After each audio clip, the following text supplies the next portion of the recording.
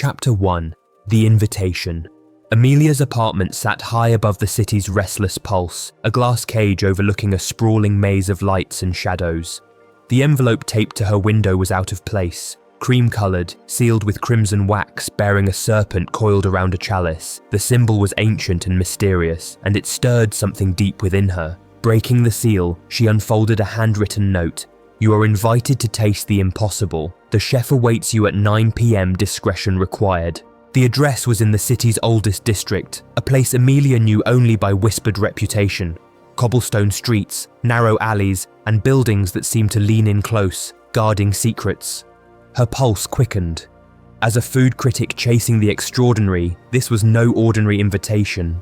That evening, she walked the labyrinthine streets. Lanterns flickered against weathered bricks, casting long, wavering shadows. The building was unmarked except for the serpent and chalice emblem carved into a heavy oak door. Her knuckles were rapped against the wood. The door opened silently. A tall man in black stood there, eyes sharp and unreadable. "Welcome," he said smoothly. "You are expected."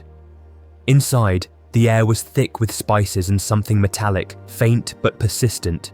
Candlelight flickered on shelves lined with ancient books, dried herbs hanging from the ceiling, and glass vials filled with iridescent liquids. She followed the man up a narrow staircase creaking beneath their feet. At the top, a small dining room awaited, set for a handful of guests, each place marked with the same crimson seal. Chapter 2. The First Taste. From the shadows emerged the chef, a man in his late 40s, silver streaking his dark hair, eyes gleaming with unsettling intensity. His presence was magnetic, commanding the room without a word. The flickering candlelight cast sharp angles across his face, highlighting the subtle lines of experience and something darker beneath. "Tonight," he said, voice low and steady, "you will taste not just food, but transformation." The first course arrived silently, carried by the tall man in black. On a delicate porcelain plate lay translucent slices that shimmered faintly under the candlelight, their surface catching the light like liquid glass. The aroma was intoxicating, a complex weave of jasmine, a metallic hint, and something indefinably ancient, as if the air carried whispers from a forgotten time. Amelia hesitated only a moment before taking a bite. The flavors exploded on her tongue, a symphony of sweet, bitter, and sharp notes that seemed to speak directly to her senses, bypassing thought. It was as if the dish was alive, communicating in a language older than words. Then, warmth spread through her chest, radiating outward in gentle waves, her vision blurred, the edges of the room shimmering like heat haze, faces around her melted and reformed, blurring and sharpening in impossible rhythms. The candle flames flickered wildly, casting dancing shadows that seemed to pulse with life. The chef's gaze never wavered from her. "The secret ingredient," he said softly, "is alchemy itself. You will change in ways you cannot yet imagine." Chapter 3. The Alchemist's Legacy.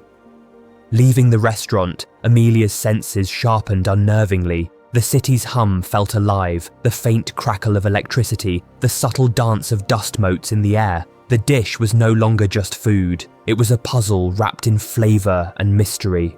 Restless, Amelia returned the next day. The man in black led her behind the scenes. The kitchen was a labyrinth of shadows and flickering flames.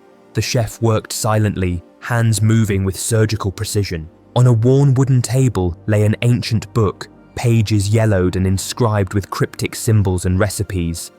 Amelia read, "The Philosopher's Feast, where base becomes sublime." Her investigation led her to forgotten city corners, an abandoned observatory with cracked glass domes, crumbling libraries filled with dusty manuscripts, and hidden gardens where rare plants grew in shadow. Each location revealed fragments of the chef's secret, ancient recipes, coded manuscripts, whispered legends of alchemists who sought immortality through food. But darkness followed. Others who tasted the dish vanished or returned changed. Glowing eyes, twisted forms, fractured minds. Chapter 4. The Transformation. The city's vibrant pulse had shifted to Amelia. Her senses sharpened unnervingly. She could hear the faintest hum of electricity in the walls. the subtle rustle of dust motes dancing in shafts of light. Her reflection in the mirror sometimes flickered, as if a shadow lurked just beneath the surface, watching. She wasn't the only one who changed. On the rain-slick streets, she encountered others who had tasted the chef's dishes. Some glowed faintly, their eyes shimmering with unnatural light. Others were twisted, their forms distorted, minds fractured by the alchemical gift's cost. One evening, a close friend approached her in a dimly lit cafe, eyes glowing amber. "You shouldn't dig deeper," they warned, voice trembling. "The gift, it's a curse." But betrayal cut deeper. That friend vanished days later, replaced by a cold, calculating figure who sought to silence Amelia's growing investigation. Amelia's nights became restless. Dreams blurred with waking visions. Fragments of ancient rituals, whispered incantations, and the chef's cryptic promise, "You will change." The transformation was no longer metaphorical, it was consuming her. Chapter 5. The Confrontation. Determined to confront the source of the nightmare, Amelia slipped into the chef's private kitchen, a hidden laboratory beneath the restaurant. The air was thick with incense and the metallic tang of rare ingredients. Shelves lined with glowing vials and ancient tomes surrounded her. The chef awaited her, calm and composed, though his eyes held a strange, otherworldly gleam. "You've seen too much," he said softly, "but you understand now. Creation demands destruction. Every transformation requires sacrifice." He revealed his secret.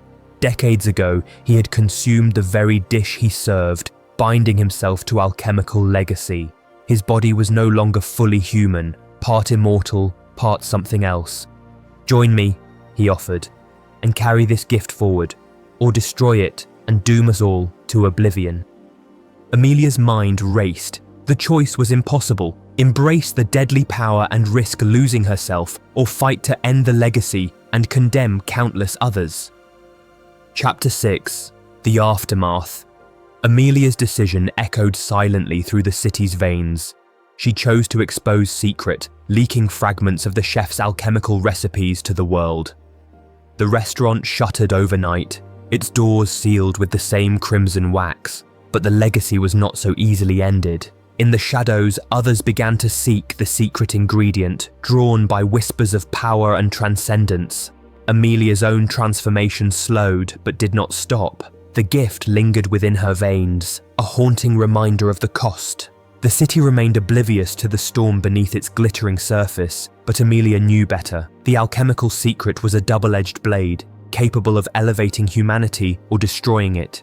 She stood at the crossroads, the invitation card now faintly glowing in her hand. The night whispered promises and peril, and the deadly dish awaited its next victim.